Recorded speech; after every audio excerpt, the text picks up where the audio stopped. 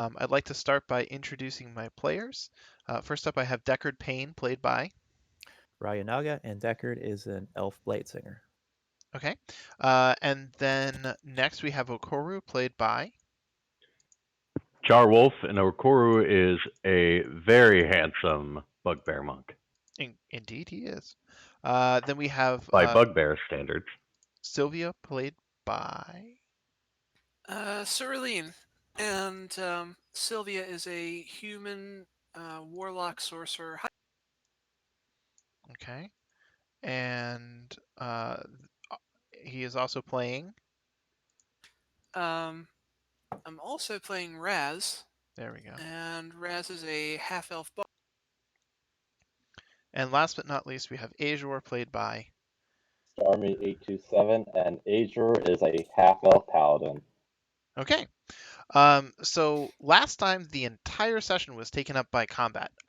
It was quite the clusterfuck. So, um, excuse me. The rats and the were rat attempted to burst through one end of this whole area, and then meanwhile Deckard had chased um, the were-rat Sylvia all the way up into the northern area and discovered an insane air elemental that blew past him and then came around back of Okoru and Sylvia, sandwiching them in the middle of a cavalcade of death. So, in fact, Sylvia is not looking so great hit point wise, and that's where we're going to pick up today. So, as far as you can tell, everyone in the immediate vicinity is dead or has fled. So, Yeah, go Deckard. what do you guys want to do now? What's your next step? Well, I know Sylvia is going to be using a health kit on herself. Yeah. You Are guys, we out of initiative at this point? yes. Okay. Do we have a map? Yeah. So when I share this, there's a dragon head in the upper right hand corner. You can just drag it down to your bar, and then you'll always have the map. Okay. 1d6 plus 9, so I heal 11. Okay. Do I have to do that, or you got it? I got it. I got Okay. it. I got it. Yeah, I'll probably heal you for another 15 using Lay on Hands, too. I might also point out that if you take so much as a short rest, that you would also be able to eat up hit dice rather than expend spells and abilities. Eh, Okay then. Do as you will. Thank you. Thank you. So, where are you guys going to investigate next? I think it'd be a good idea to go back up to where the Earth Elemental was discovered. See what's up there. The air elemental? Yes. Ah, okay. I don't want to spoil anything, but there's more elementals. Yes. Uh-huh. Glorious. So I'm going to move back up here, if that's okay. Okay. Do you need fresh perception rolls for us? Oh, and I yes. do. Stealth rolls? I do. Okay.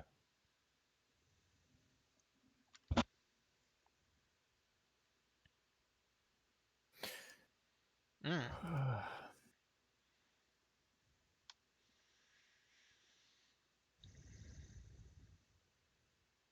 Okay. It looks like you guys got some pretty damn good perception rolls. So once you make it up here, I'm gonna have to fiddle with the layers for a minute because I know what you're gonna do. So zoom in quite a bit here.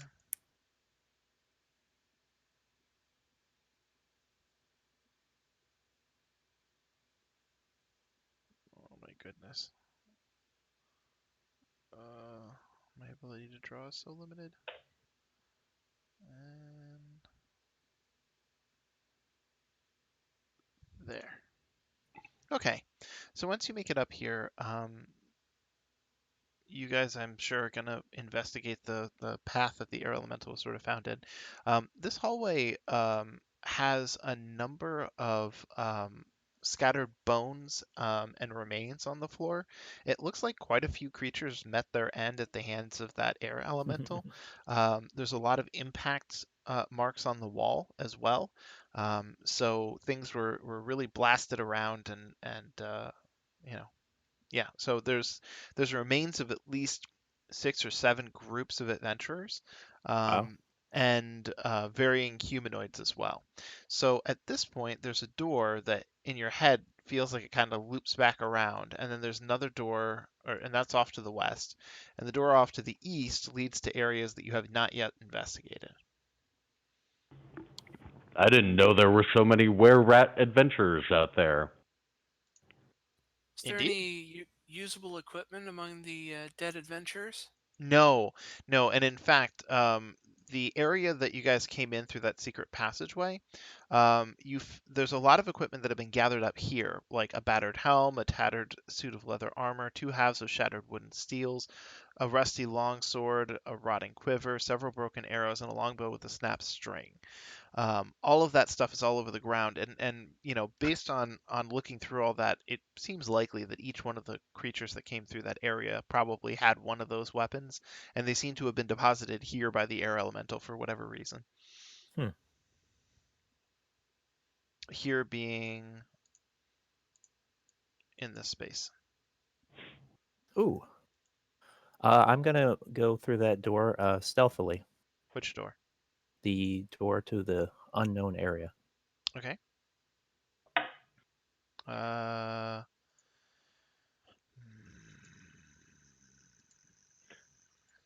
Okay. So I'm yes. I, I'm gonna while he's doing that, I'm just gonna pick out any wooden objects that look big enough that I might be able to carve some arrows out of them.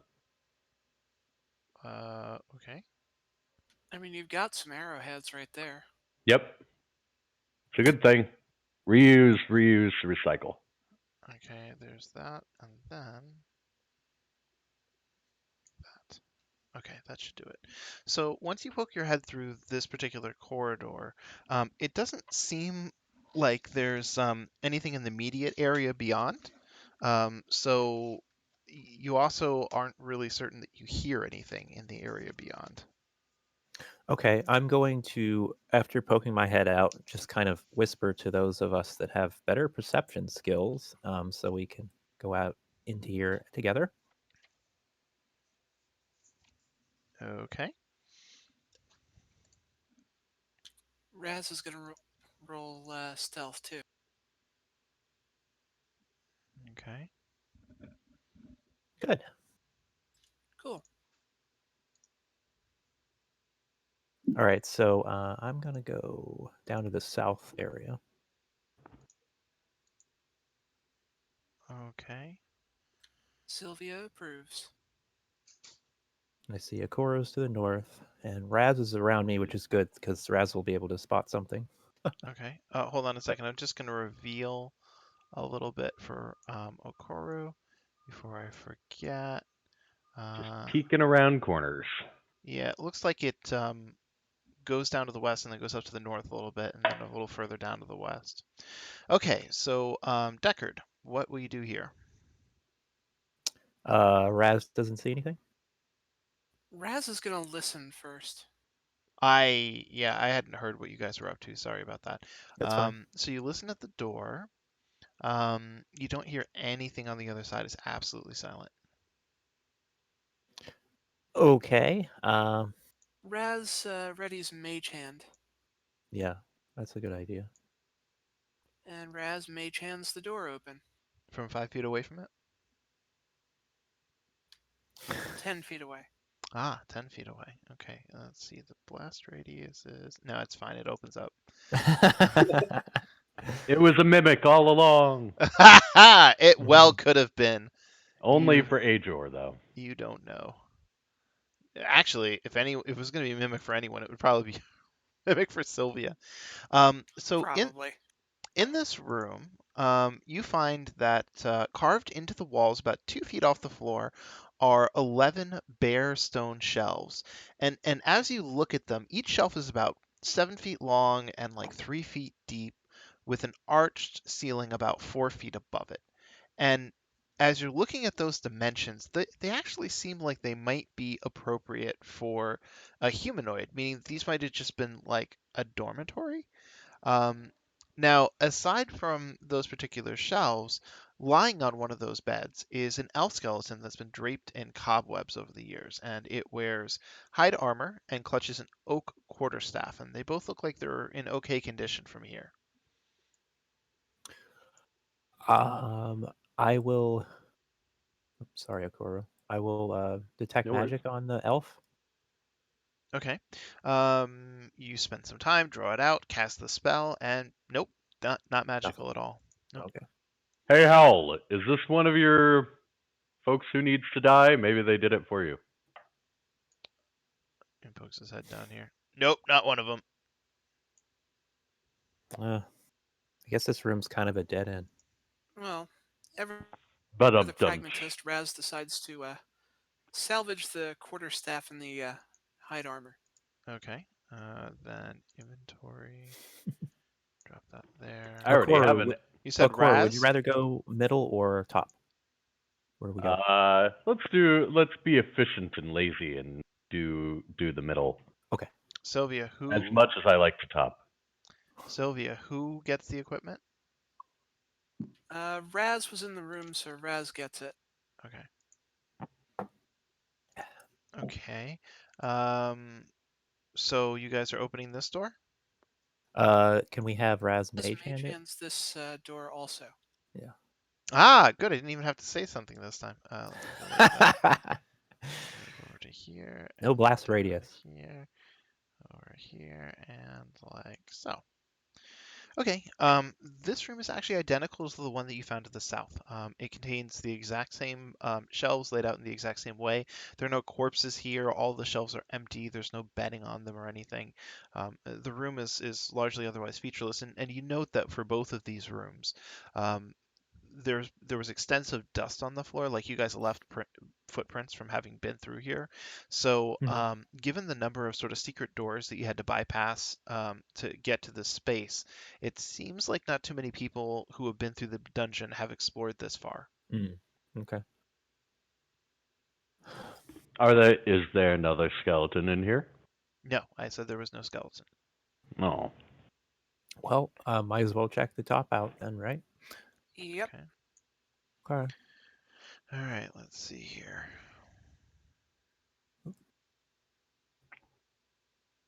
Like that, and go like that. Okay. Shuffle, shuffle, shuffle. Shuffle, shuffle, shuffle. So when you get here, the door actually has an unusual carving in it. It has the image of a stern, heavily armored dwarf locked in a defensive stance behind a shield. Ah, butt sniffer. Wait, what? They're butt sniffing height. That does seem like a bugbear classification, yes. You know, I can't really argue with that. Oh, okay. So, Okoro, are you opening the door? Yes. Okay. As soon as you open the door, you discover a room beyond. In the room beyond, each wall of this empty room has been carved with a floor-to-ceiling fresco of a cavern wall, giving the room a cave-like quality. As for the rest of the room, there is a canopy bed. There is a very dust-covered rug underneath it. It looks like it's pretty well moth-eaten, so it doesn't have a lot of value left in it.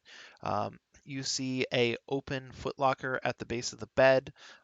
There's also a I've lost the word. Vanity. Vanity with several drawers. All the drawers have been opened up, and passing over them, you can sort of see that there's nothing in them. And yeah, so it looks like this was somebody's bedchamber. It's by far much larger and a lot more comfortable than the dormitory-esque spaces that you were in moments ago. It also seems that this chamber extends back a little bit and back around. So it looks like somebody either got the fuck out and emptied all the shit, or somebody's been through here. Very likely, yes. Now, there aren't any footprints on the floor at present, so you're leaning towards that somebody got the fuck out. Okay. I go jump on the bed. Okay. As soon as you jump on the bed, the entire thing collapses, and there is a horrific explosion of dust from the long disused bed mattress. I did it! I beat our enemy, the bed. Well done. Sylvia takes a second to press to digitate you clean from all the dust. Okoro sneezes. Okay. What next? Got to go around the corner, don't we? Yeah. So who is going to stick their entire body, I mean head, in there? Well, Raz Boop. is Mr. Perceptive. Oh, I see. Um, so this room actually contains a sunken basin with a drain at the west end and a stone drain plug nearby on an old, very rusty bronze chain. A heavy stone spigot sticks out of the wall above the basin, and there's a pair of knobs over it. It looks for all the world like this is some sort of elaborate bathroom. Okay. Raz attempts to decipher the strange, arcane knobs and such. Oh, well, you gonna twist them?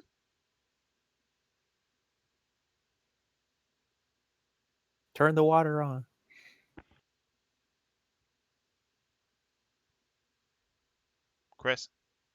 Christine? I said yes. Oh, I didn't hear you. Um, Sorry. okay, so you twist the spigot, and actually hot, clean water pours into the basin. Um, in fact, interestingly enough, you seem to only get variations on hot. There doesn't seem to be a cold water option, Hmm. but it actually looks surprisingly accommodating after a few minutes. The water that rushes down in there actually scoops up a ton of like a thick layer of dust, probably an inch and a half, and just kind of sweeps it down that drain. So the bath itself actually looks significantly more attractive now that that's all been taken care of. Um, so yeah. Okoro's going to catch a good amount of the water, several gallons, with his brewer's kit, so it can be purified and used later. The water is actually surprisingly pure as it currently is. And in fact, given how pure and hot it is, you suspect there might be some sort of hot spring that supplies the Hmm. water for this basin. Ooh, maybe we're on under. Oh wait, are we under a volcano? Well, Maybe we're under a volcano. you're in a mountain in the Underdark. Yeah, Yeah. I like volcanoes. Mhm. Also, maybe this butt sniffer sniffed butts professionally. All right. On that note, I'm going to start doubling back. Okay. Okay. Do we Uh, want to go back into the rat room where the rats came through Deckard? We probably killed them all. Yeah, I we can think check one of that them out. ran in there. well, Looks like there's only one entrance. Yeah, over here. Okay. Right. let I'll me check it out. just Okay. go like so, and there we go. Okay. Deckard did so much murder that clearly the rats or whatever may be in here would do well to fear him. Well, weren't the rats being killed by the flaming sphere? Or am I Oh yeah, a misremembering? lot of them met their Yeah. end with that flaming sphere. Yeah, they certainly weren't. It wasn't me or anything I did. Excuse me. I go like that. Okay. So now that there isn't the din of squeaking coming from the other side, you didn't hear it before, but there's actually a very light sound of water coming through out of the ajar door. And by ajar, I mean that it's been busted off its hinges and it's kind of, gently squeaking as it goes back and forth, pulled by gravity. Over here, take a peek. Still don't see anything. Actually, you couldn't see it from the door, but there are two semicircular fountains built into the wall. Oh, it says the south wall. Oops, I read too soon. That's fine. Anyways, I'm just gonna go ahead and go like this. So there's a semicircular fountain on each side, Mm-hmm. And let's see here. It's a blue marble basin enclosed by a 1 foot high stone retaining wall. There are drainage holes on each side of the rim to prevent overflow.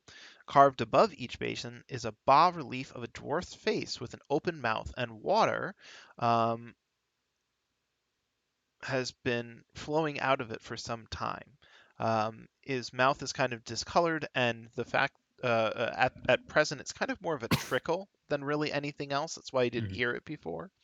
Um, the water, though, does not look anywhere near as clean as the bathtub that you guys just found. Mhm. It looks kind of overridden with bacterial colonies. Yeah, Lovely. yeah. There's also some rat feces in there. In fact, a whole lot of rat feces in there.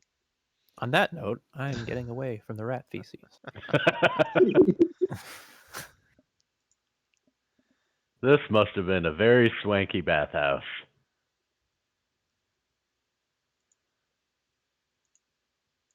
I'll go over here and look around the corner. Okay, let me reveal down the hallway. And then reveal just a little bit so I make sure you guys are clear on where to go. I need to get this wall a little bit more. There we go. Okay. Maybe that Xanathar guy really liked to have a bath. So 16 old shields bearing emblems from long forgotten human, dwarven, and elven realms hang on the north and south wall of this tunnel. Once you guys start walking down the corridor, a large floating eye surrounded by glowing motes of light appears. Give me a second. Here. Fuck, Uh, fuck, fuck, fuck, fuck, fuck, fuck. it studies each of the characters and seems to just sort of be watching you. The doesn't seem especially hostile. It does look very evil. It has the same iris color as Halaster himself. Sylvia's gonna roll Arcana on that one. Also, because several characters have backed up, the eyeball also backs up, sort of mirroring your movements. Unfortunately, this kind of scrying effect is unfamiliar to you. Wow, it's really unfamiliar to me. This is Yeah. very rare arcana for sure. Yeah. Yeah, definitely. Uh, Yep, very rare. Very rare. Do lack any of the shields on the wall match the shield on the butt sniffing door? No, no. Okay. lacking anything better to do, Sylvia's gonna use an Eldritch Blast on that thing. What? What? What? What? We're fighting it? I'm I mean, confirming also that that is what's happening. it's not being aggressive. Do we really want to fight it? I mean, I'm okay with that if you do, but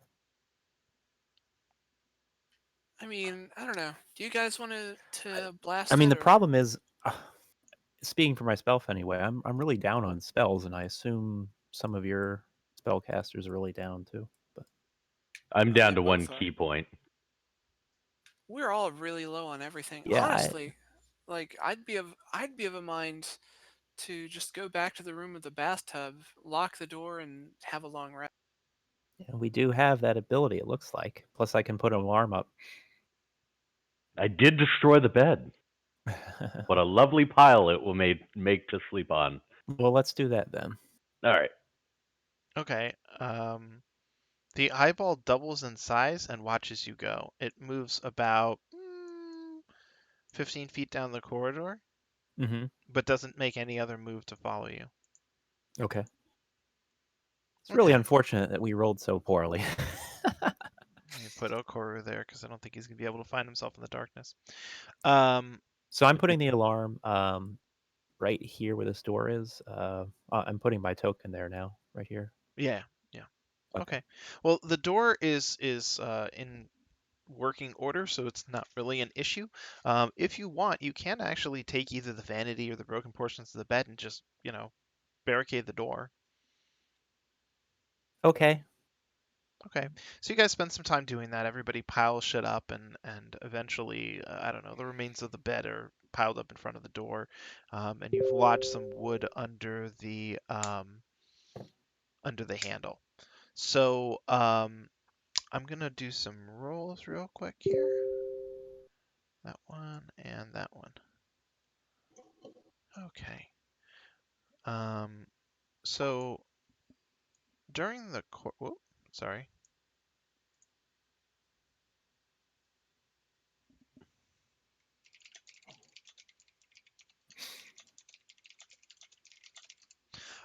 So during the course of the watch, I already have your watch order.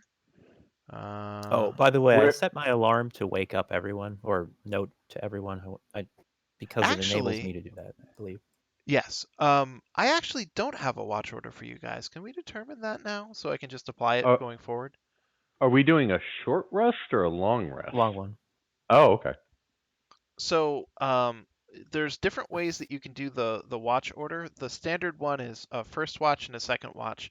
You can Mhm. break them up into fourths if you want, but I just need to know if you want to do it with 2 people, 4 people, or what, and then the order in which those people will be on watch. You can double people up on a watch, or you can just have one person doing it. And it's affected by perception or like what Yeah, what basically stat it's controls it? it's going to be perception. Okay. I And specifically, it will usually be passive perception, Okay. because you're supposed to be resting as opposed to like actively concentrating and stuff like that. Mhm. I'll take a watch. I have pretty good perception overall. I have +4. I don't know how that compares to some of the other characters, but Oh, actually, I already have that info. oh, Let me see thanks. here. Passive perception. Raz has the highest passive perception, Mhm. and then Azure and Deckard are tied. Okay. All right. Month and above. So So I guess do we'll put Raz first, or what do you want to do with Raz? Actually, you know what? Yeah, let's put Raz and Hal first, Okay. and Sylvia will be on the second watch.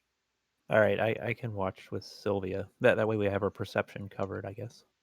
I also can't actually designate Halaster as part of that because he's not actually a player character. So I'll join on first watch then. okay. All right, so we got first and second watch. So, anyways, as you guys go through it, the alarm does not, in fact, go off, um, and it alerts you at the time that your rest is up. So Okay. I'm going to long rest everybody. Yay! We did it, guys. Long rest. Long rest. Okay. I'm burning a slot to cast Mage Armor now. Just keeping track of that. Okay. Sylvia cast Mage Armor on herself for free. Okay. As part of my long rest, I use my wood carver's tools to craft 20 arrows. Okay. Go ahead and add those to your inventory. Okay. Oh, I've got the effect multiple times. What the hell? Okay, so now that you guys have concluded your rest and you've moved all the wreckage away from the door, where are you going to investigate now? Probably back to the eye, huh? Well, Probably. there's 2 places. You can investigate the eye's location, or you Or can go right at the all top. the way up to the LARPers, and investigate up that way. Eye first. It's closer. Okay. That's my vote. People can feel free to disagree. Agreed. Boop. Sylvia, you having 2 Mage Armors is driving me crazy. Yeah, I mentioned that. Alex, could you delete one of those, please? Done. Thank you. There goes my OCD. Okay, yeah, I agree with you guys. All right. So you guys come back to the corridor. The eye is not present at the moment. Interesting.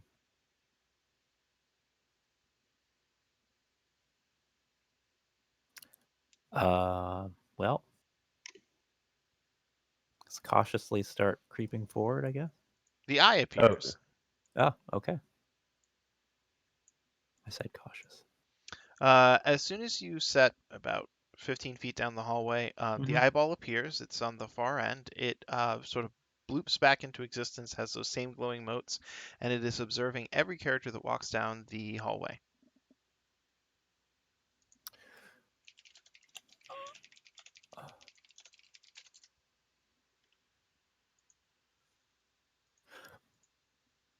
Hmm.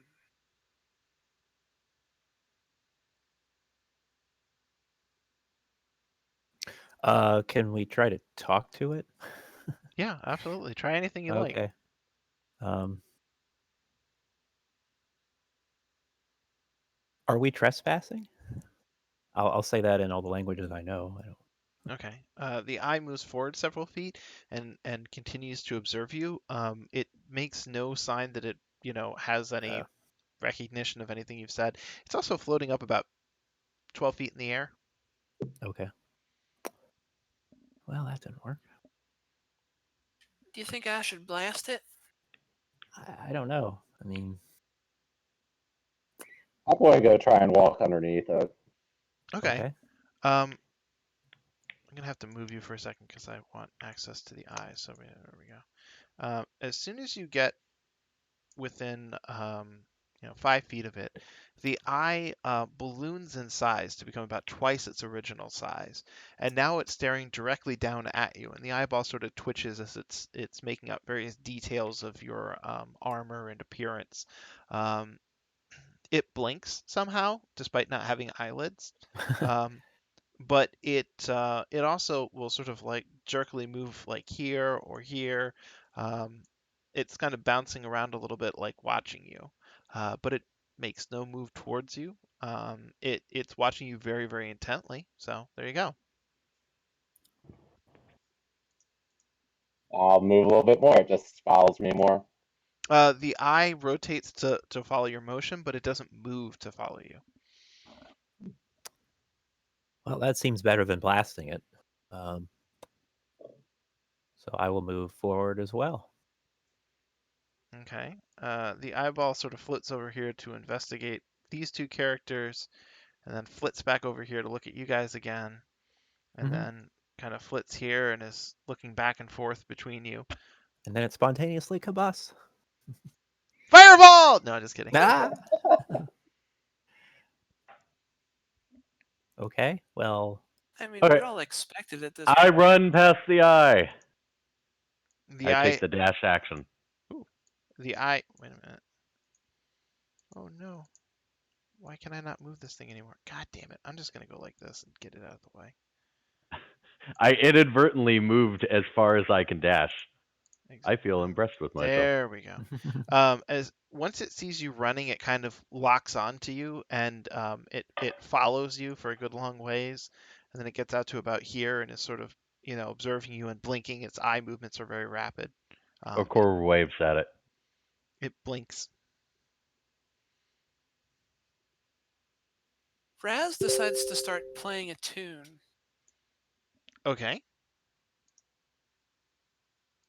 Yeah, she starts playing a tune on her lyre and tells everybody to sort of, play along with this, maybe do a dance. Okay. So the eyeball moves over to observe Raz. And it continues to do so. It looks a little bit at the other people that are dancing, but it mostly fixates on him. Or her. Or, Okoro dances over here and peers down the hallway. So the hallway has a similar ending to the other one, and you can actually see that there is in fact another secret door down the way. There's a bunch of grooves in the floor from some of the scraping that occurs when the secret door is activated. So you're really certain that there's a secret door down that way. It is a terrible performance. Like Raz misses a lot of notes. No, that's Sylvia trying to dance. Oh, you dance like Elaine. With the little kicks. Yeah, yeah. So there you go. Alright, Koro's gonna go down the hallway. Okay. You make it all the way down to the hallway. You can activate the door. It leads back out into this area that you've already revealed and discovered. You don't see any signs of either the were-rat or the giant rats that ran away from the flaming orb. It seems like they've beaten a hasty retreat and are somewhere far distant from here. Okay. Bye, giant eyeball. It was nice knowing you. Okay. The eyeball makes no move to follow you guys out of this hallway. At most, it can make it to the intersection where Azure and Raz are, and it'll just kind of watch you proceed off into the distance. Hmm. Okay, so you guys might want to zoom way out so that you can find the location that you'll be Way up exploring at the next. top, right? Yep. Okoro runs. Run, run, run, run, run, run, run, run, run, run. Run, run, run, run, run, run, run, run, run, run, run, run, run. So the party. Oh, I'm gonna grab Haleth as well. I'm gonna plop him right there. So the party spends a decent amount of time backtracking over a number of areas that you've been through already. You know all the secret passages and so on and so forth. And a good 40 minutes later, you guys managed to hike all the way back up here. And now that you have, oops, Who won? Who won the race? Okoro by a country mile. He's up He's here like, drinking a beer by the time you folks get here. yeah, practicing his calligraphy. Who took second place?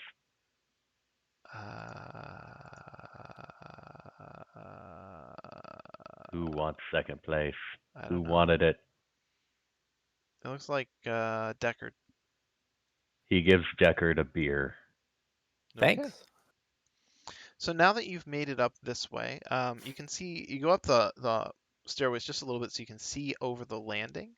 There's another long corridor that leads up this way. There's a single space here where it leads outwards. Mhm. Boop. Check around the corner. Okay.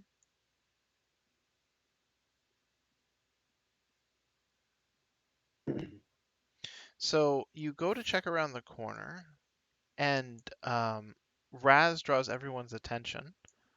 This wall here seems to be a secret passage of some sort. Raz checks the secret passage really quick. Okay. Activating the secret passage is not a quiet affair. It reveals that there is a much larger room beyond. You don't hear any particular sounds coming from that way.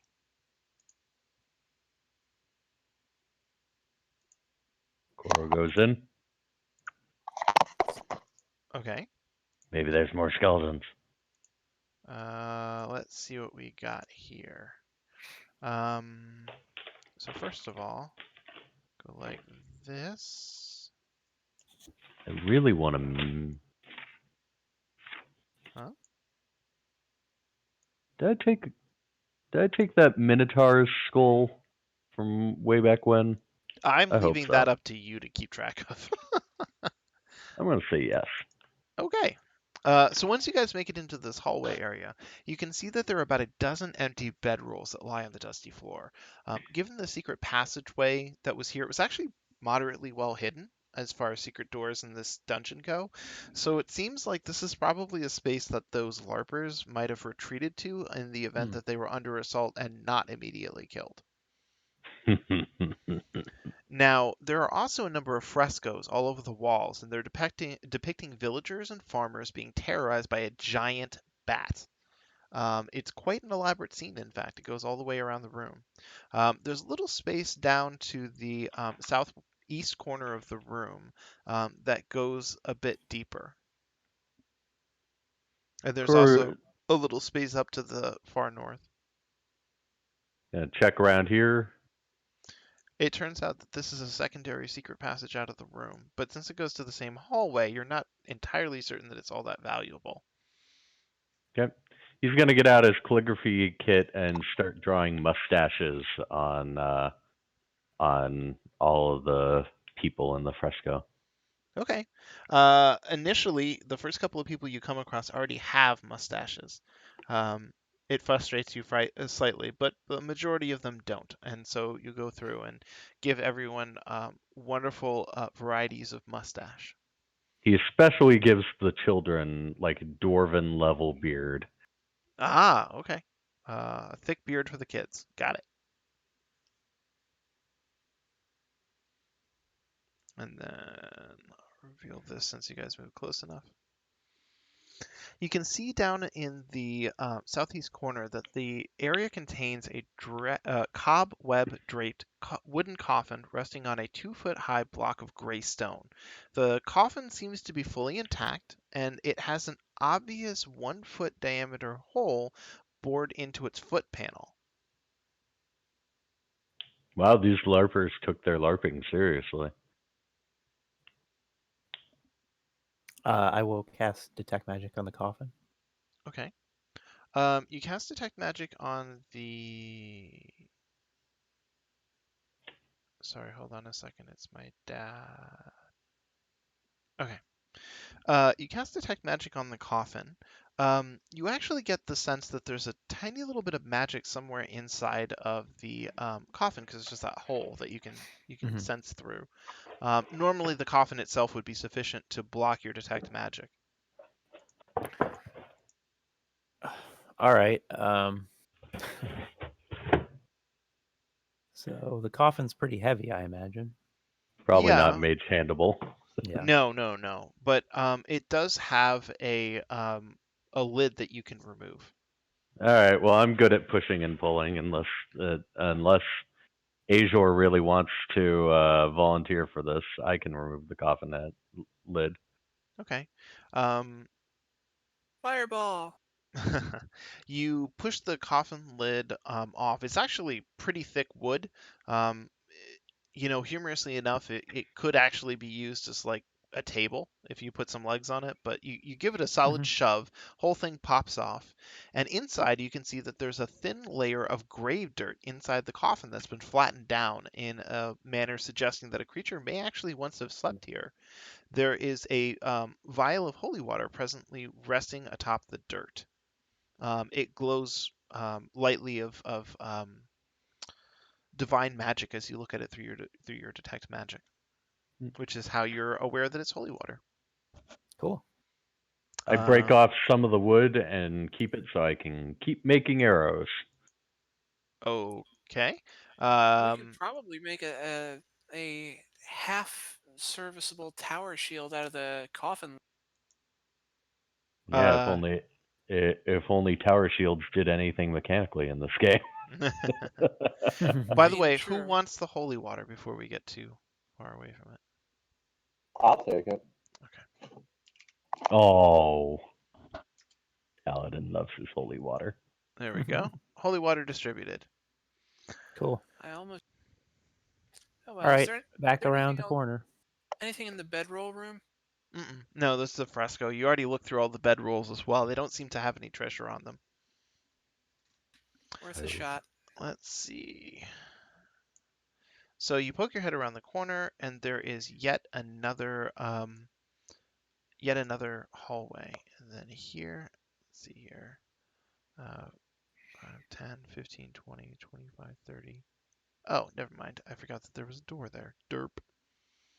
You look down the way, and you see that there is a door.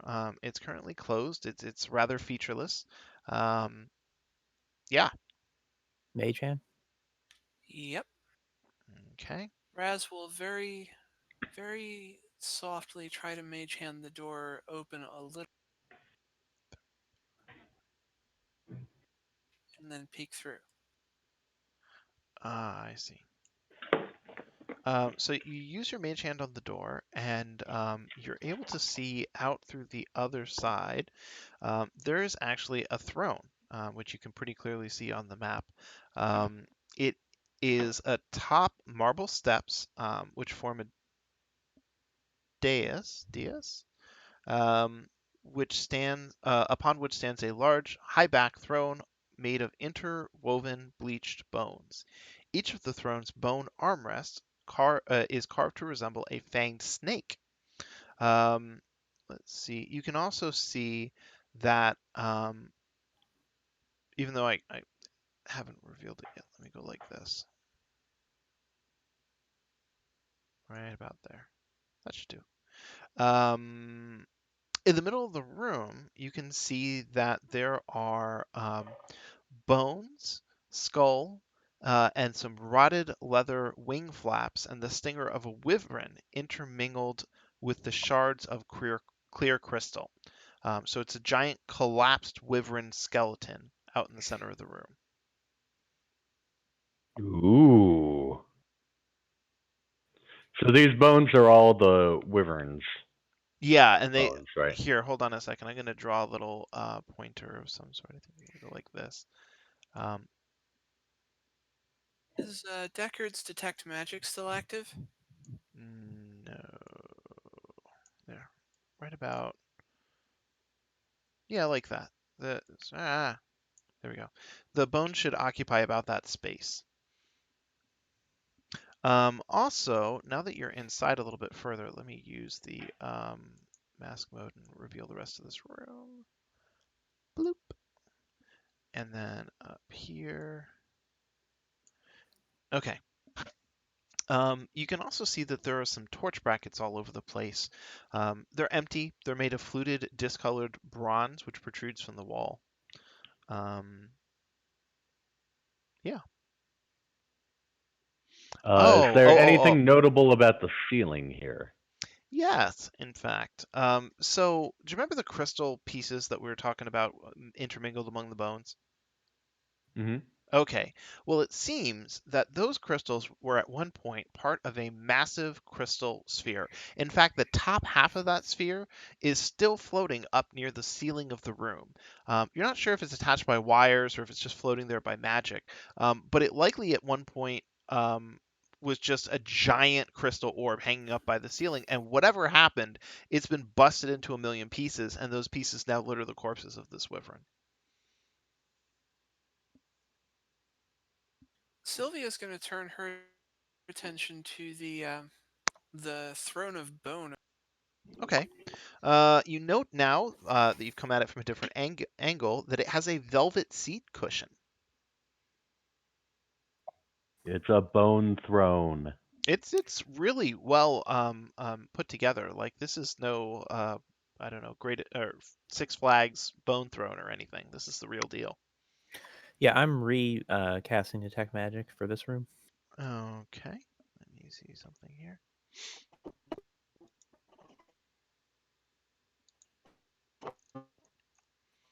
Um, Obviously, the crystal that floats up near the top of the room is magical. The Hmm. broken shards of crystal among the corpse of the wyvern are not magical.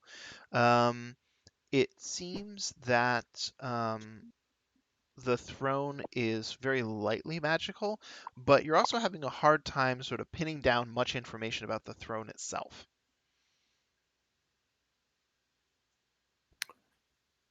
Sylvia and Raz are going to mage hand the little crystal bits and give them to Okoru so he can make arrow. Okay. You managed to find some small pieces of crystal that you're able to lift up with those mage hand, and now you have little chunks of crystal for your arts project. You said there were torches along the wall? Yeah, they are empty, all of them. They're made of fluted, discolored bronze that protrudes from the wall.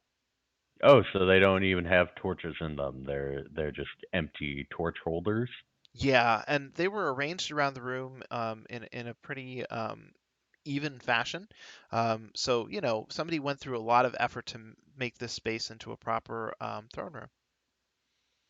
Okoru puts in the nearest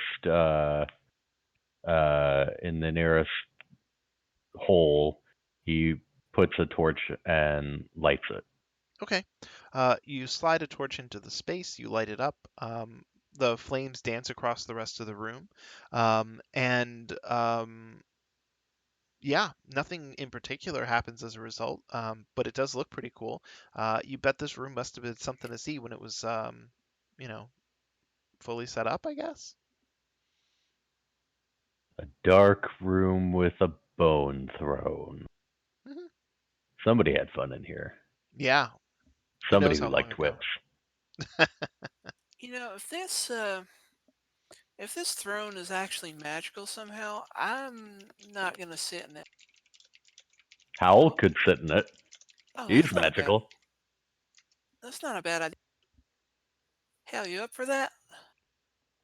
What if it disintegrates me? He looks at it with distaste. Hal does have a point. Well, I mean, ultimately, my spirit would inhabit the next suitable body, and Lord knows we've left enough of those lying about. No, you and Deckard murder real well. Indeed. Well, life might be interesting as a goblin. If you wish, I will sit upon this bone throne. Hot. Okay. Um, I'd be up for turning him into a wyvern, but that's just me. can anyone see what that says? It says bone throne trap. Aha! It says trap. No, Uh, it's a trap. it actually, it's definitely a trap. So, it turns out that when not Halaster, when Haleth sits upon the bone throne, the armrests suddenly animate into snakes, and they whip Ooh. around and they bite him on the arms. He cries out, and you can see poison seep out of the wound. Um, But he's and probably immune to poison because he's a zombie. Well, yeah, actually, he can't be poisoned. So he cries out from the fangs sinking into his arm, and then they return and become normal like armrests, and he's kind of sitting there, and he's kind of breathing a little bit, and he's looking around, and he's like, I. I can't be poisoned. That was unpleasant and surprising, but I seem to otherwise be all right. That was hot. Quick, Okoru, don't risk it. Suck the poison from my arms. Okay. Okay. Okay, so yeah, it's actually, well, first of all, let me just tell you that undead flesh is nothing you want to put your lips around. Yet here we are. So you kind of manage to get some of the poison out and some other fluids you're uncertain about, and you kind of spit them out of the way, and it's it's like like spoiled milk. Yeah, but bitter. I mean, this isn't the worst Tuesday Okoro's had at the monastery. So Oh my So god. once all of the poison is out, Haleth kind of shifts in his seat, and he says, "Oh, I think there might be something underneath this cushion. It's uncomfortable." note to self: Howl doesn't like it up the butt. Okay. So he stands up, and when he turns around, he lifts up the velvet cushion, and there's a hinged lid actually, where there should be a seat. When he opens it up, you all sort of peer inside, and the treasure compartment is empty.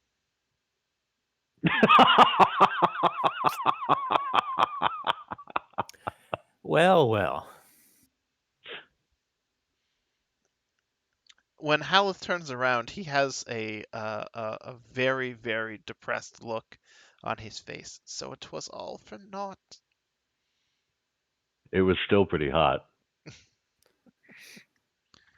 I Uh, mean, that does rhyme. Howl, I think we should blame your enemies for this.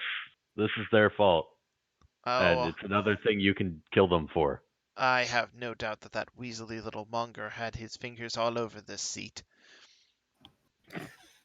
So, so the wyvern's not magical. The bones itself are not magical, Okay. but nobody has also approached them and stood on them or pressed their hand against them or licked them. So how far up is the top half of the orb hanging from the ceiling? I'm going to have to do a quick counting. 5, 10, 15, 20, 25, 30, 35, 40, 45, 50, 55, 60, 65, 70. The ceiling is 70 feet up. It's about 10 feet away from the top of the ceiling, so therefore the top of the orb is floating somewhere around 60 feet off of the floor. Yeah, it's too high for mage hand. Way too high. Okoro goes up to the skull. He Yeah, pets yeah. he pets the skull. Okay. The wyvern skull simply allows itself to be pet while staring at you accusatorily with hollow eyes. Good boy. Gonna investigate over here? No, I'm gonna ask someone to mage hand that. It's a door, right? It Or is. no? Yeah, mage Raz hand does it, so. please. Okay. The door creaks open. It appears that there is a hallway down this way. Okay. I'll peer around it. Okay. Let me see here. There is. Oh, ah. There's a hallway going around the corner, and you can't see much beyond that, but Raz hears a gentle rhythmic breathing. Hmm.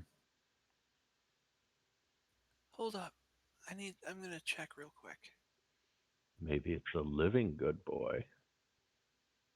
Okay. Raz very carefully peers around the corner. Okay. Uh, there is a extremely tall and very ugly creature standing in the room. Um, hmm. What was the trick to this? I don't remember. It seems to be about 6.5 feet tall. It looks like it has been stitched together very much like Frankenstein's monster. It doesn't seem to have noticed you in particular. There is also a sleeping woman on a bedroll, which is the other icon that you can see.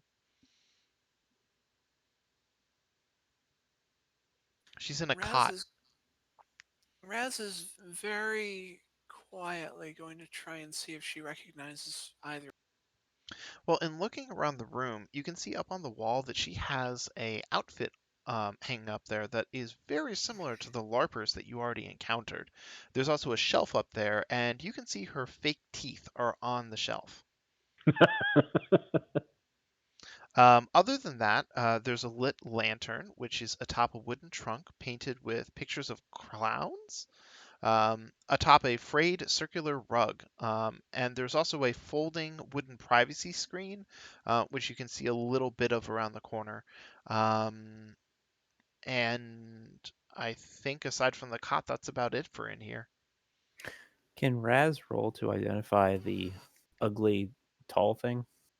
Sure, give it a That's roll. what I was asking. Oh, What I should didn't understand. Sorry. You know you cut out sometimes. right. What should I roll? Arcana.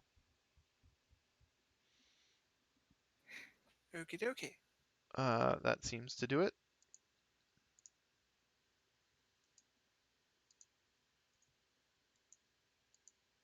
Why, this is a flesh golem. A flesh golem is a grisly assortment of humanoid body parts stitched and bolted together into a muscled brute imbued with formidable strength. Its brain is capable of simple reason, though its thoughts are no more sophisticated than those of a young child. The golem's muscle tissue responds to the power of lightning, invigorating the creature with vitality and strength. Powerful enchantments protect the golem's skin, deflecting all spells and all but the most potent of weapons. A flesh golem lurches with a stiff, jointed gait, as if not in complete control of its body. Its dead flesh isn't an ideal container for an elemental spirit, which sometimes howls incoherently to vent its outrage. If the spirit breaks free of the creator's will, the golem goes berserk until calmed, or until its shell of flesh is destroyed or completely healed. Other things of more combat relevance.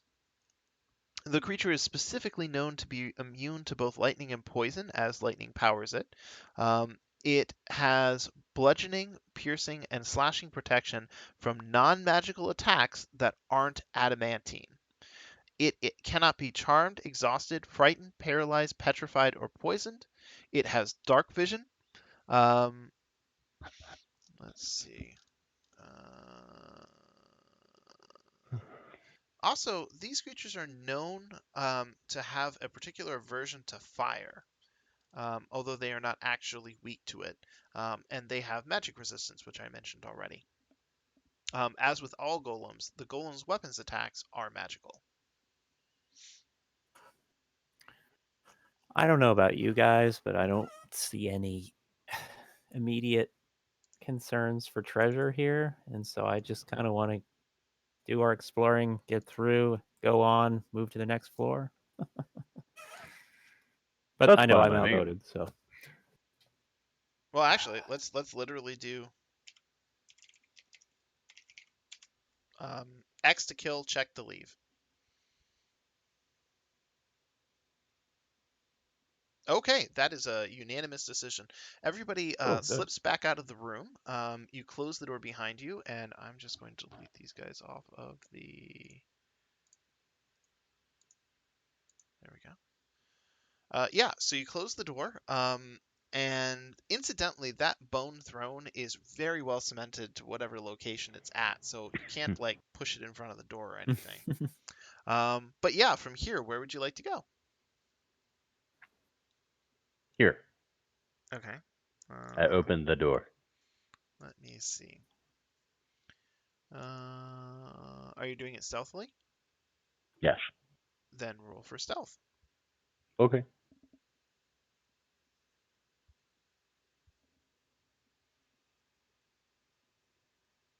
Okay. Open up this door. I'm pretty good at the stealth. Mm-hmm. Okay.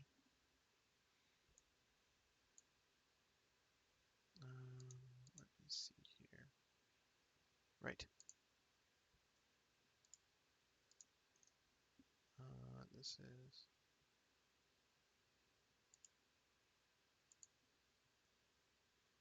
Okay. As you look into the room, there are some humanoids sitting around, um, and there are two glowing lanterns hanging from chains above a table that they're seated at.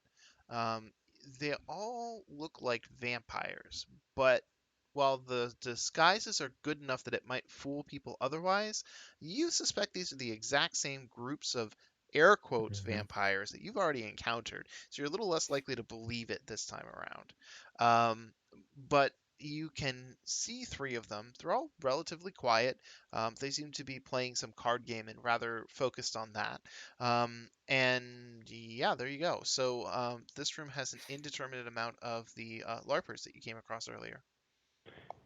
Okoru gestures toward, let's say, Deckard, uh, and makes a like talkie talk symbol, points, and then grabs his hammer and cocks an eyebrow.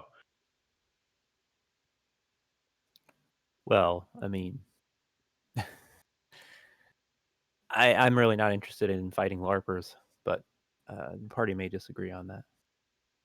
I think he's saying talk to them and fight if you have to. Oh, okay. Okay. No, I was saying murder them, so we Oh, can yeah, move because I forward. just heard the hammer and I thought, well, Yep. Oh, I misunderstood entirely then. Okay, so I'll do another vote then. Same deal. Check to evade, X to murder.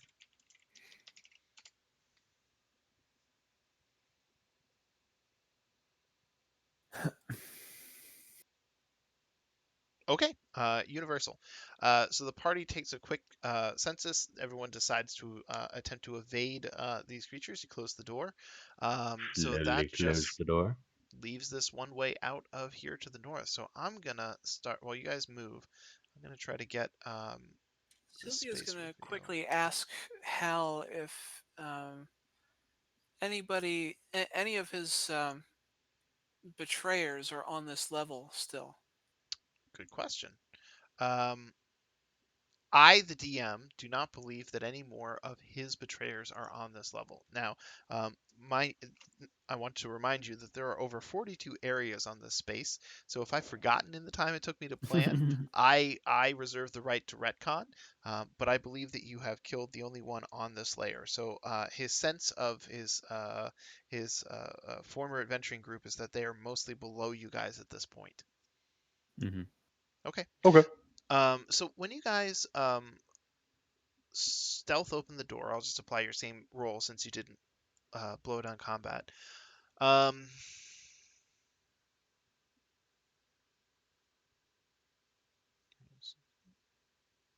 Areas 16.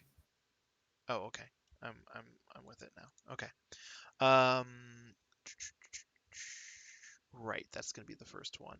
So, as you look through this door, you can see that there are life-size granite statues of human warriors facing inward, meaning that they're all sort of. Well, do you understand what inward facing means? Mm-hmm. Okay. They stand atop two rows of pedestals that run through the hall as far as you can see. The ceiling, however, is about 20 feet high. It's arched and it's slightly obscured by thick webs. Um, and there are actually three giant spiders that lie dead at various points of this hallway, riddled with crossbow bolts. Hmm. The spiders seem to have died somewhere in the neighborhood of maybe 4 or 5 days ago. And so, yeah, you can see them all kind of clustered around near this door. In fact, there's no token for them, but I can put them out if you really want me to. Nah. Okay. Aside from that, you don't hear anything particular in this hallway beyond. It's relatively quiet.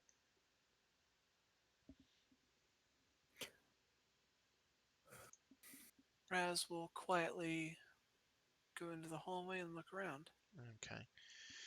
5, 10, 15, 20, 25, 30, 35, 40, 45, 50, 55, 60. Okay, so you guys can see as far as this.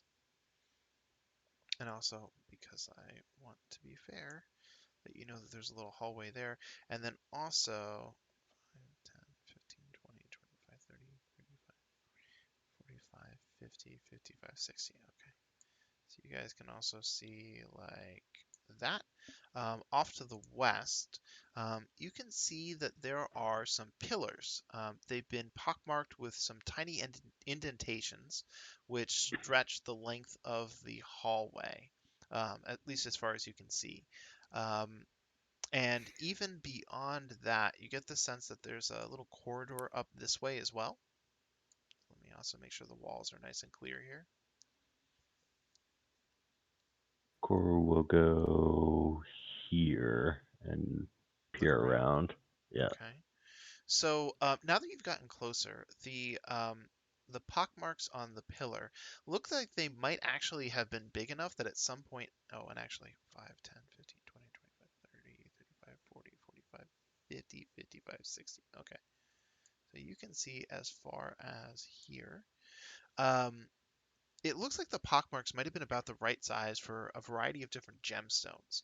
So at some point in the past, this actually might have been a really beautiful hallway with a whole bunch of gemstones in it.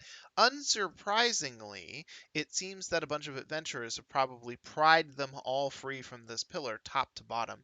So as far as you can see, there isn't a single gemstone in any of these pillars left. Okay.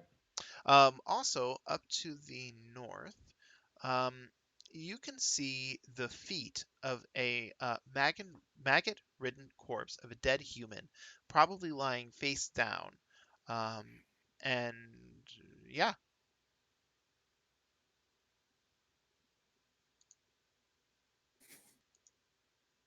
you can't see anything more of him from here. Okay. I'll go up here. Okay, go like that. Okay.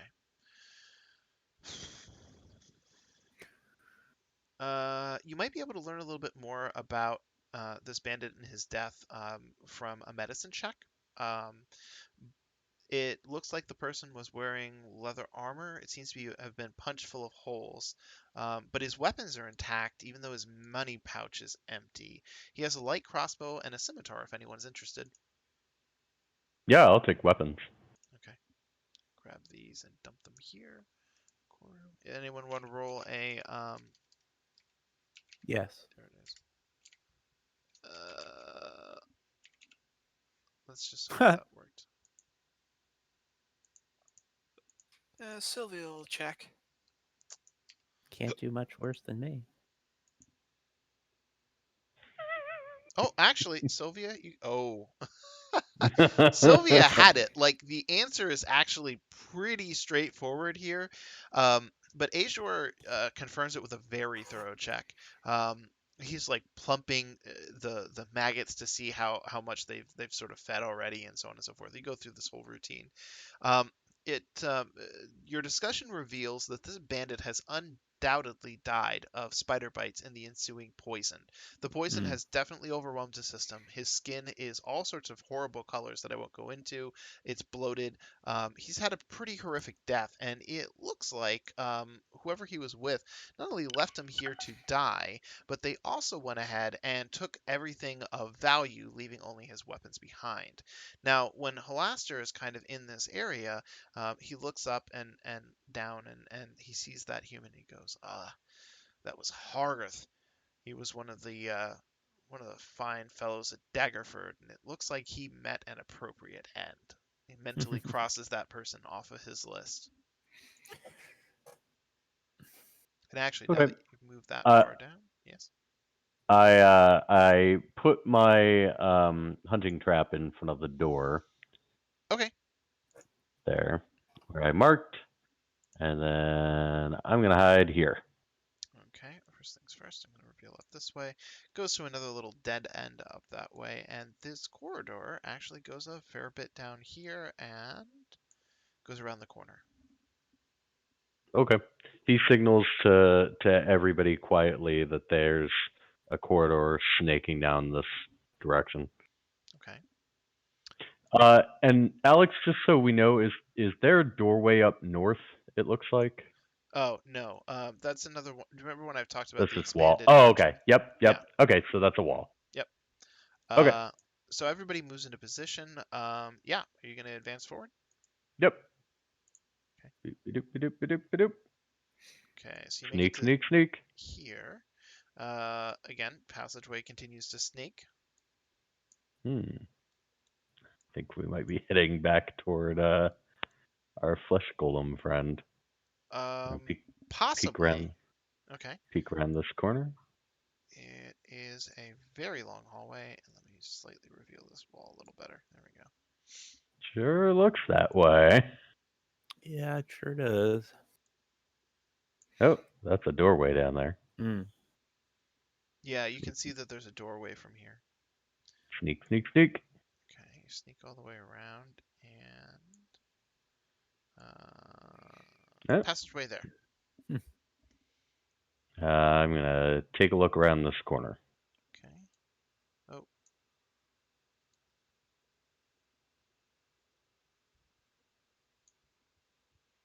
Yeah, so there is hallway goes down around, and it looks like there is a little bit further to the hallway.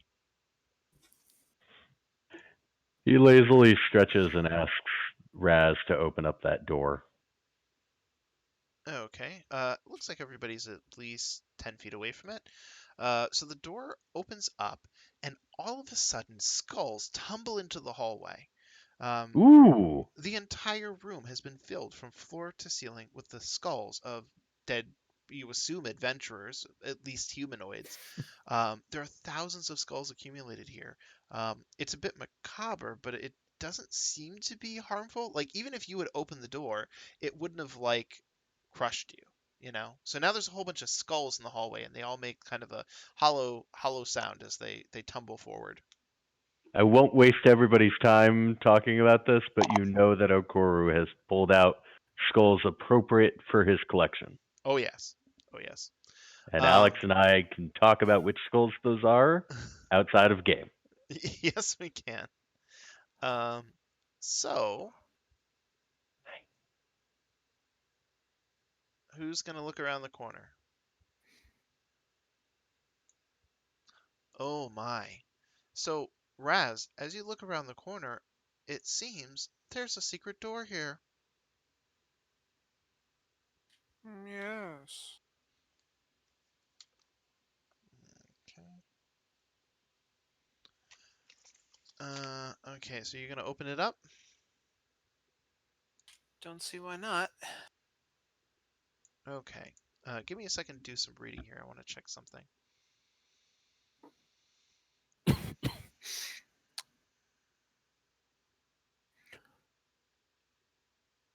Understood. Okay. You open up the room and you find that there is the following items. There's a green copper helm with a protective visor that lies on the floor draped in cobwebs. It's kind of near a throne against the back wall, which is atop a marble riser. It stands. Oh, sorry. Atop a marble riser stands a slender throne, also made of green copper, covered with cobwebs.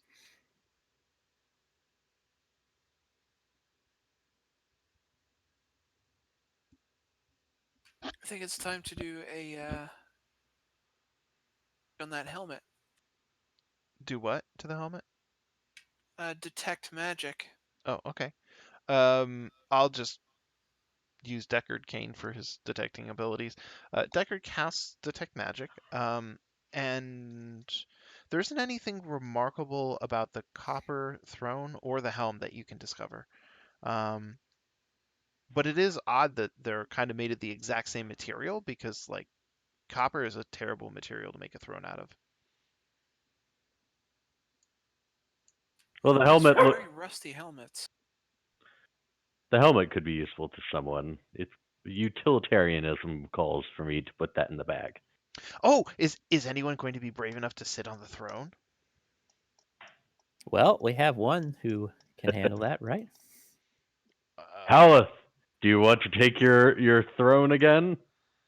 uh, Howl. Haleth looks with great apprehension at the throne. He also kind of turns the helm over in his hands. This might actually serve as some level of protection. Does anyone want it? He looks at it a little bit with, say, disgust. Okoro already put it in the bag. Oh, sorry. Well, he examines the helm anyway, since you guys found one. Sure. Okay. Does anyone care if I hold on to this? Go ahead. I don't particularly care. Okay, so he dons the helm, um, and you want me to sit on another throne after what happened last time. You're immune. It'll be fine. It was really hot. Uh, he looks with great apprehension, and he sits gingerly upon the throne. And as soon as he sits down, suddenly, a tube-shaped compartment in the ceiling opens up and a wand falls onto his head, which the helm actually conveniently protected him from. He Hmm. winces and then sort of like pulls back onto the throne because he isn't certain what it is at first, but it kind of rolls around. And since Detect Magic is activated, that wand is Mhm. magical. Ah, I guess I can identify it. Indeed. Let What type me. of magic? Good question. Give me a minute. Is that Sure. some kind of a Wand of wand fireballs. wand dispenser machine? Um, there only seems to have been one wand that came out. Um, So there's actually notes about the appearance of this wand.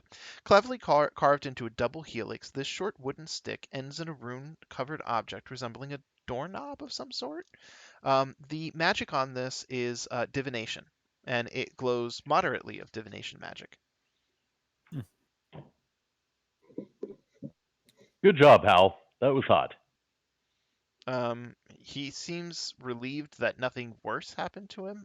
He wasn't even remotely bothered by the wand falling on him because it isn't that heavy. All right, so I will cast Identify on it. Okay. It turns out this is the wand. It is a Ooh. wand of secrets. This wand has 3 charges, and while holding it, you can use an action to expend one of its charges. And if a secret door or a trap is within 30 feet of you, the wand pulses and points at the one nearest to you. The wand will automatically regain 1d3 expended charges daily at dawn. Hmm. Who would like it? This seems like a Raz thing if there ever was one. Okay. Agreed.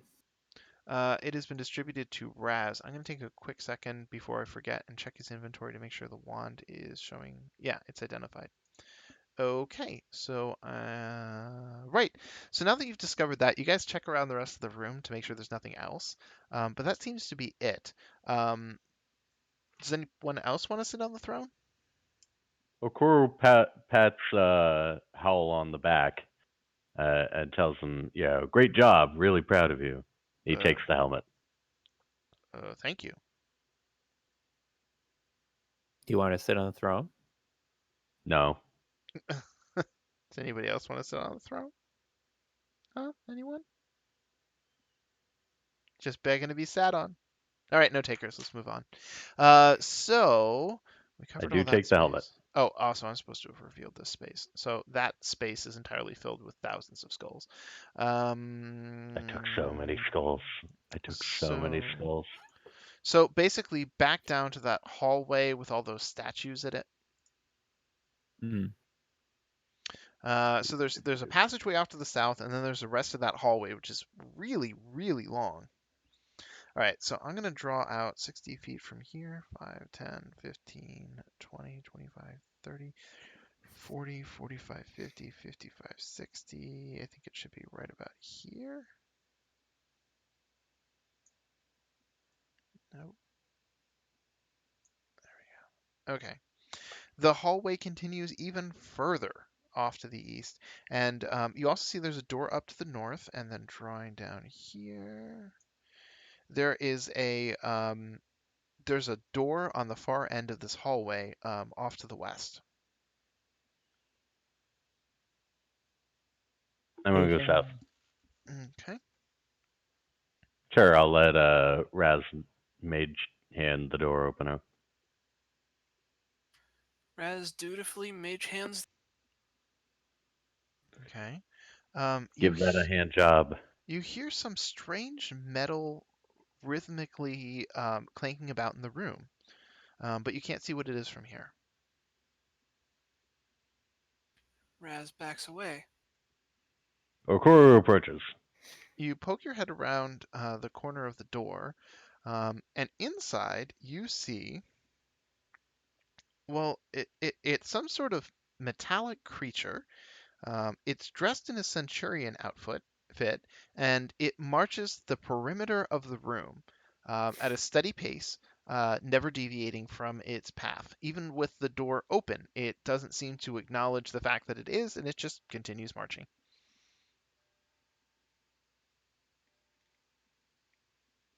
Okay. Attempt to identify? Sure, it would be an Arcana check. All right. Nope. Ah, there it is. Wow. Let me try this. What the fuck?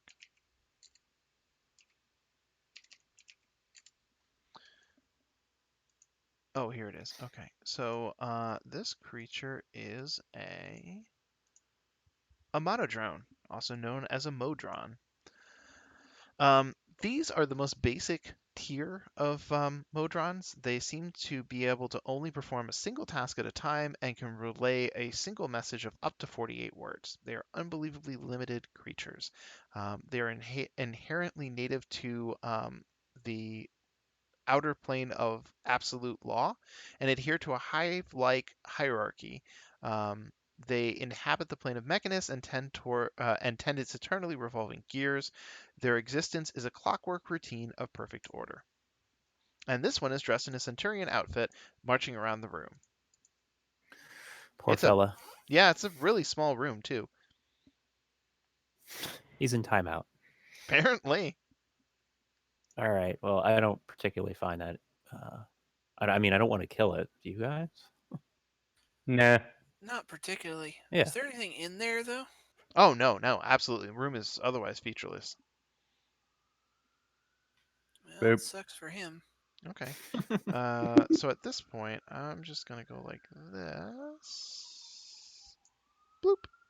So you can see the rest of the hallway. By the way, just as a point of curiosity. Now that you can see the entirety of the hallway, you count that there are a total of 38 statues, 19 on each row. Their nameplates have been severely chipped or defaced along the entire course of the hallway, as have many of the statues' features, aside from some odd ones that stick out, like someone has a scar here, or somebody has a giant hawk-like nose. But otherwise, the eyes and the mouth have been, carved away. Some of them even have their ears removed, so you can't necessarily tell if they're supposed to be human or maybe they might have been elves for some reason. But yeah, so there's a doorway to the north, there's a doorway to the south, and there's a doorway to the far east. Have any of the statues had goblin-esque writing written on them, like No, the no. ones we encountered before? It seems actually like probably this might actually be the work of other adventurers that have been here through here for whatever reason. A lot of the scrapes are kind of consistent with like short swords or long swords, and you kind of like the tip being dragged along. It seems like a really terrible way to like dull your weapon, but if somebody cared, that might have been what they done. Okay. Who wants to open what door? Raz votes for the north door, and Go ahead. okay. Okay, there. Let me see here. Okay, so you open up this door. I'm gonna go like that. So this room is fairly empty, but it seems to be a tunnel that is gradually sloping downward as you go further inside. And actually, let me reveal just a teeny bit more because of the way the door is versus on this hallway. I want to go like this, I guess. Okay, so once you come inside, this area is again mostly tunnel. It's all kind of sloping downwards and up into this area up here. Boop. Okay. Continues to slope downward. Sneak, sneak, sneak. Okay. Continues to slope downward still. Hmm. Sneak, sneak, sneak. Sylvia makes a point of looking at the ceiling. The ceiling is actually also sloping downwards, relatively evenly with the floor. So that's really all that you really see up in that area. Finally, it seems like you may have found an actual room at the end of the sloping corridor. Sneak, sneak, sneak. Okay, so once you make it to here, let me draw out like so. That should be about do it. Um, so Sylvia's looking at the ceiling, you said? Yep. Okay. Um,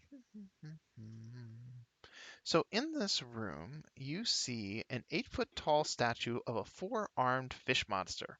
Um, it stands in the middle of the room facing north. Its webbed hands clutch an ornate 1-foot square stone box with a lid and keyhole.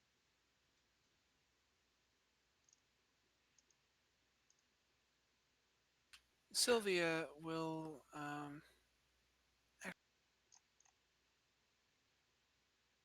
Well, what? S- change my mind. Raz will take a look at the box from a distance. Okay. Given Raz's exceptional perception check, uh, despite the fact that Sylvia is the one looking at the ceiling, Raz also ends up looking up and notices. So it seems like the ceiling here is domed. It's about 15 feet high at the edges and 30 feet high in the middle. The dome is filled with sizzling acid that defies gravity as it floats about 15 feet off the floor.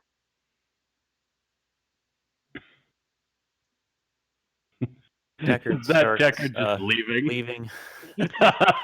Incidentally, I'm leaving.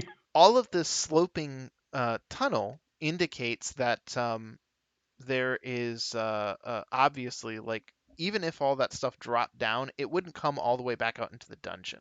Now, Hmm. as for the box itself, the the box. Let's see here. The box actually seems to be fairly interesting. It's about the size of a jewelry box. It's held out between both hands, so it stretches the distance between them.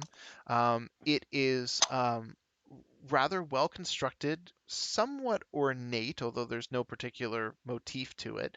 And also, it seems like there may have been a lot of work done in its construction, meaning you can see little tiny what's the word I'm looking for? Sheets of what looks like lead curling out from underneath the lid. And if the box is lead lined, that would actually protect it from divination magic, which might indicate that this box is pretty important because it's proofed versus scrying potentially. Also, Raz thinks that from here he might see an odd passageway here.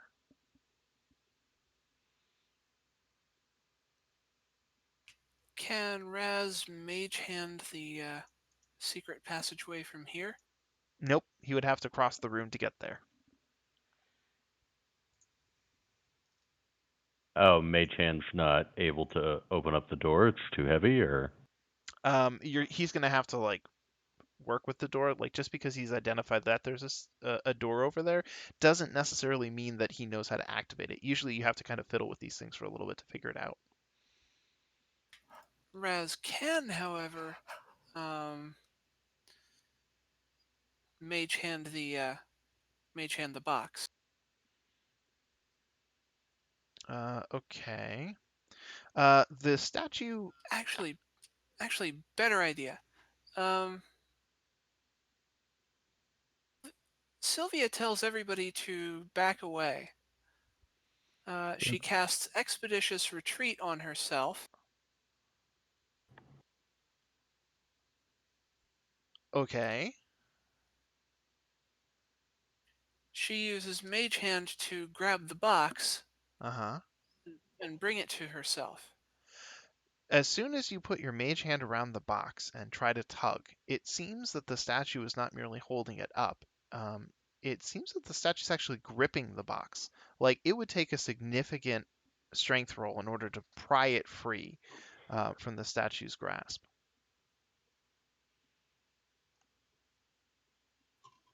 it's actually pretty impressive that this thing has been left here when everything else nearby has been really looted.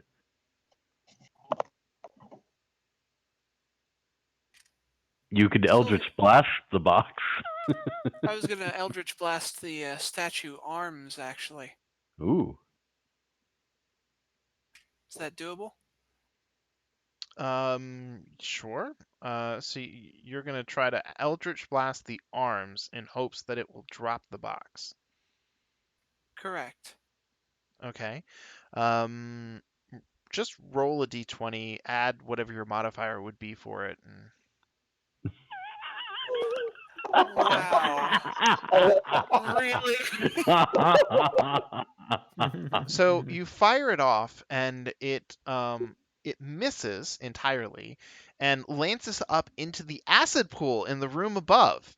Um, Amazingly enough, the surface of the acid ripples, but not a single drop falls from the ceiling. There's a small scorch mark up in the dome now, and your heart stopped when it went up there because you just were like, "Oh fuck, I've done it now!" And amazingly enough, none of the acid has moved an inch from its spot.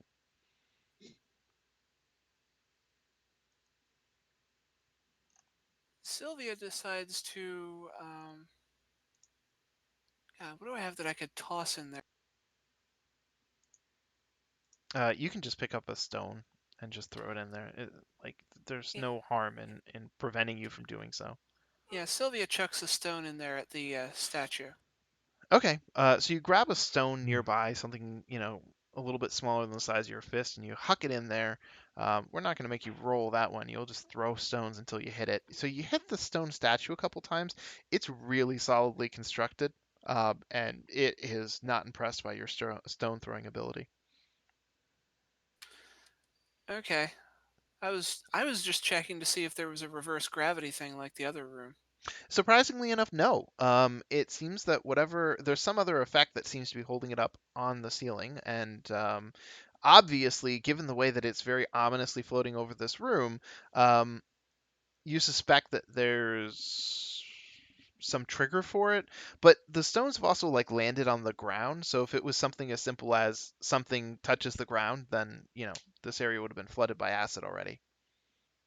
Okoro steps in, ready to leap back out. Okay. You step in. You are your entire body is ready with fast twitch muscles to book it the fuck out of here, and we all know how fast Okoro can move. But the acid continues to hold its ground over his head. Okay, he goes over and opens up the secret door. Oh, okay. Let me see here. So you fiddle with it for a few moments. Um, Inside of the room, Um, there are two things. First of all, there is a brass key on the floor, and additionally, there is a ghost of a tiefling, and he's wearing robes that indicate he might be a sorcerer or wizard of some sort. He's kind of floating around in the room aimlessly, and when he sees you, his eyes look a little bit distant, as if he sort of is looking through you. Okoro says, "Oh, I like tieflings." He At Go on. he pulls out his tiefling skeleton, his tiefling skull. Is this you, buddy? I said nice things to you. Well, I don't know if this is you. The ghost, now that it's being talked to, suddenly fixates upon you and it looks at you and goes, "A visitor? What? Oh, that is my skull! Dear, why do you have it?" It it well, I like tieflings. This was a nice tiefling He's skull. got a thing for skulls. Don't. Comes a voice echoing from outside the room. The ghost looks a little bit disturbed and he says, "Well, I suppose it's better that you have my skull than my heart," he says, and his face becomes a little sunken as he says it. Okoro says, I could win your heart. No, no, no, no. You don't understand. My heart is cursed, cursed. But I have to protect it. I have to protect my heart. Where's your heart? In the box over there. I mean, damn it.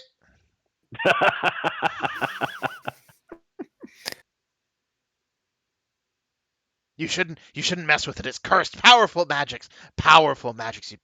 Too powerful. Too powerful, he says and does sort of this rubs his key hands. open up the box? Uh, Hang on, hang on. I would not do that if I were you. It is a prized possession. You can't take a man's heart like that. I've taken a man's many other things, especially tieflings. Yes, I see that. You still have my skull in your hand right now. Yeah, we're gonna drink a lot of beer together. He looks a little bit green.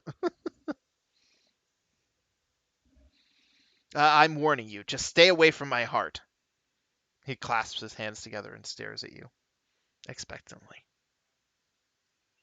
Okay. Okoro picks up the key and heads back to the party. Are you gonna shut the door? No. Okay. So you have the key now, and you make it back to the party. As you pass by the statue, that key is an exact fit for that hole. It's the exact right shape. Okoro gives the key to Raz. You like these kind of things. What will Raz do? Oh God, I am so tempted to have Raz do something chaotic, but that's not what she does. Oh, do it, and then we'll tell Will what happened later. He'll love that. Oh God, I am sorely tempted. Well, make a decision either way. Oh, Does anyone have absorb elements? I do. oh, Oh, do you? Isn't that self only? Let me check. Raz Okay, uses the so mage hand on the key, and opens up the box remotely. Well, give Deckard a second. We'll find out if he has sort One of reaction when you take damage. Yeah, itself. So okay. Unless you want to volunteer to do it. No. No, no, okay. It's a shame. Okor prepares the dash action. Actually, uh, Raz lets Sylvia mage hand it and moves it the heck out of the way. yeah, That that does sounds sound like like Raz. Mhm. I think realistically though, Raz would be about here, but just saying. Yeah, probably. Anyways, so Sylvia uses Mage Hand and is very carefully kind of maneuvering it into position. It's kind of hard. Like Mage Hand is good for like big broad things like pushing open a door or pulling a handle or something like that. But anything when it comes to fine dexterity is maddening. So you feel like you're 80 years old trying to get it into a keyhole, and it takes forever. But you do indeed manage to finally get it into the hole. You twist it, and the lid pops open, and you actually can't see what's inside of the box at this particular angle, but you can see that definitively this thing has been lined with lead. And it was very secure for a good long while, and the acid hanging above still does not budge. It kind of undulates as any pool of liquid would, but it doesn't react in any significant way. Sylvia mage hands the heart and brings it back to her. Well, more Or specifically, since you can't see it, you kind of feel around and you manage to find something and pull it out, and sure enough, there is some sort of heart inside. It comes all the way back to you, and it is a very withered heart. It's dried out. It's barely the size of your palm. Um, and yeah, it has a lot of weight to it, despite that. do we need this for something, or should I like? I May- I, I don't know why we're getting this. Maybe he needs it back. Hey, buddy, you need your heart back? We freed it. You're free now. I swear to God, that incredibly magical heart is cursed. Put it back in the box. It's a great voice. Put the the bear back in the box. The incredibly magical heart that you hold in my hand, the heart of a sorcerer, should be returned to the box and sealed, and return the key to me because I can't touch it. I'm gonna roll insight. He is being unbelievably protective of this thing. For whatever reason, it is extremely important to him.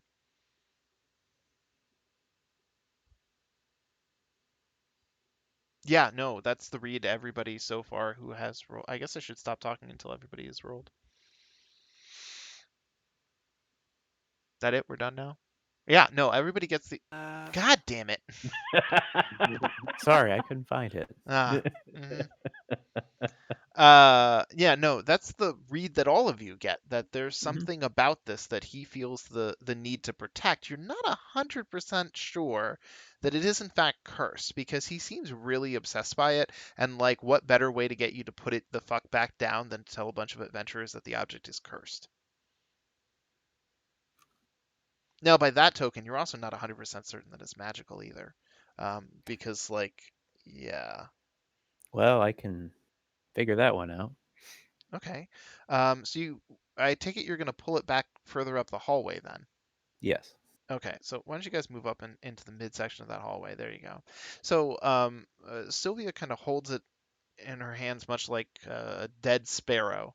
Deckard goes through his ritual, his movements, takes a good couple of minutes, and oh, you know what? Sorry, hold on a second. I just want to delete those vampires since you guys aren't going to be dealing with them anymore. I mean, LARPers. One more. If There they we go. were actually vampires, I'd want to fight. But So, you cast detect magic. This thing is unbelievably magical. Like, it might actually be possibly an artifact of some sort. Yeah. Do we know what type of magic? Um, necromancy? Question mark. You're actually not entirely sure. It radiates magic a lot, but you can't really pinpoint exactly. You're just kind of guessing based on the fact that it's a body part and it's withered and dead that it's probably necromancy, but yeah. Mm-hmm. Okor studies the heart a little bit, trying to determine, uh, you know, uh, if it was like ripped out or cut out or whatnot. I rolled a medicine check. I don't know what that tells me. Right. So you investigate the heart for a while. It definitely wasn't torn out. It was very, very carefully removed. Um, actually, if anybody wants to roll Arcana checks, that might also be relevant here. But you can tell that the heart didn't go through any trauma. It was very carefully preserved. You know, one of the things that occurs to Raz is that, especially when it comes to like dead body parts, there is actually a really famous, unbelievably powerful set of magical items that has to do with like undead body parts, known as Vecnas, whatever. There's a hand and an eyeball, and they used to belong to this unbelievably powerful lich named Vecna. And Mm. the items are known throughout the world. You have to actually remove the body part and then place it in there and attune to it, and then you get the power of Vecna, and like the hand can destroy 2 or 3 cities before it needs to recharge. The eyeball is enough to cause beholders to run and flee upon seeing it. And this object actually seems to have some attunement associated with it as well. Well, I'm not cramming this in my chest. Well, actually, that's the nice thing. It seems like for this particular item, you can just like hold it in your hand and attune with it, and it'll do whatever it does. Can I learn anything more by just using identify? Okay, let me take a look. I'm reading some notes, so bear with me. Mm-hmm. Down.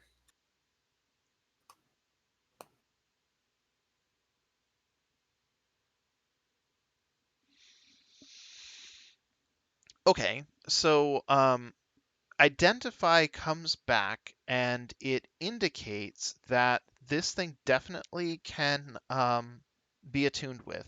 The item is kind of cagey on the details, but it seems like it will replace your heart. uh, if no one else wants to try it, I will. Uh, why not, right? I mean, what's the worst that could happen? I get to make another character. So win-win, right? I guess it'll take an hour to attune. Do you guys want to do that here?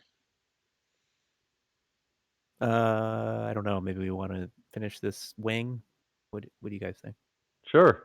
Okay. Let's finish An the hour wing is and a then. short rest anyways, so, not that you Uh-huh. need it, just saying.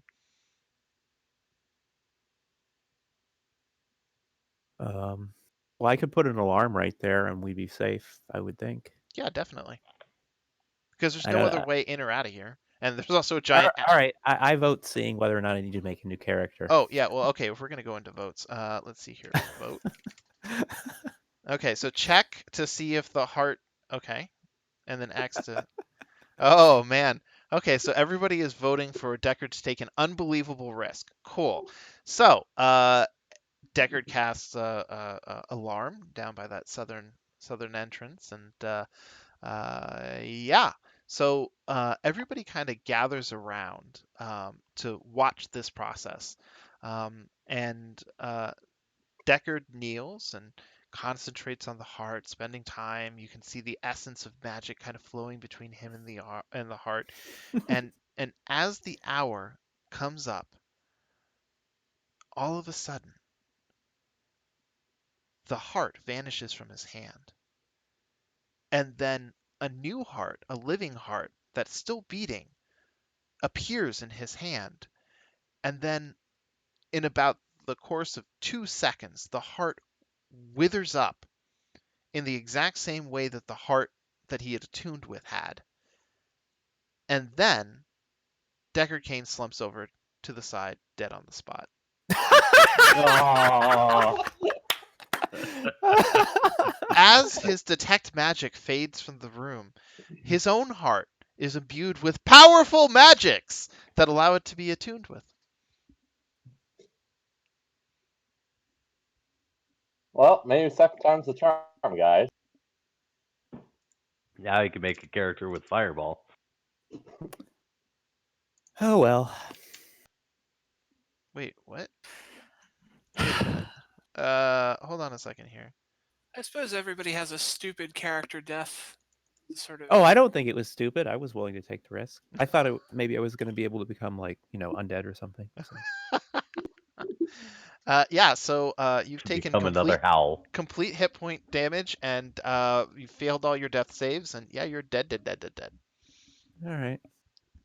So, yeah, feel free to go ahead and roll up that extra character, and Deckard will have all of his gear collected, passed along to whatever you create next. Koro collects all his gear, puts it in the box. Wait, Oh well. what about his heart? No. Oh, are you just gonna leave it on the ground? Are you gonna put it in the box, or? I'll go put it in the box. Oh, okay. So Ashur goes and places it in the box, carefully closes the lid. What are you gonna do with the key? Just drop it on the floor and walk away. Okay, cool. Trap You could toss set. it in the acid. I mean, that would be way up ahead, above. Do you want to do that? You could probably throw that. Nah, It's only I'll let 15 someone feet. else. Nah, let someone else get a heart replacement. Is the ghost still there? Yeah, the ghost is there, in fact, and he looks kind of apprehensive as you come around the corner. So, when are you gonna tell us that trying to use that damn thing was, gonna kill someone? He I said it was told you cursed. multiple times it was cursed. I told you to leave it alone. What did you do? You took my heart, went around a corridor, and I can only assume, based on your question, that somebody tried to work with my heart. See, I was doing this necromancy experiment. I was trying to make myself into a lich through a shortcut I thought I'd discovered, and no, it imbued it with powerful magics and caused me to become deceased after it entered my hand. Well, thank you for warning us. Elves are stupid. Anything to try to become a lich, right? Yeah, indeed. Wait, Um, does this mean Deck's gonna become a ghost like you did, or? I don't know. He might. You might want to watch his corpse for a little while, see if he starts formulating above it. He's good at murder. He'll become a good murder ghost. Okay. Yeah. So Deckard Cain is instantly dead. It's also 9:30. Yeah, that's a good place to leave it. Yeah. Deckard, would you like me to leave it open for you to continue creating your new character? I suppose. Okay. Well, thank you guys so much for playing, and I will see you next Monday. Okay. Alex, I have a question for you after wrap Oh. up. Oh, okay. Hold on.